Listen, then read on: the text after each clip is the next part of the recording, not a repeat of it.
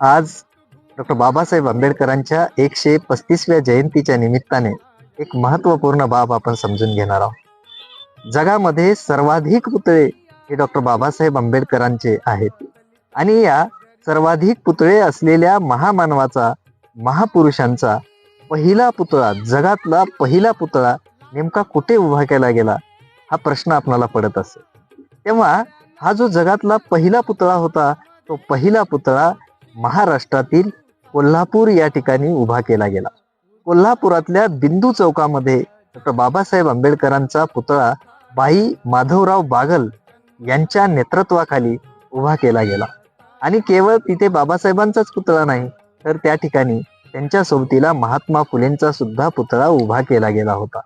हा जो पुतळा होता, तो आश्चर्याची गोष्ट अशी आहे की त्यावेळेला बाबासाहेब हयात होते. म्हणजेच 1950 मध्ये या पुतळ्याची उभारणी केली गेली.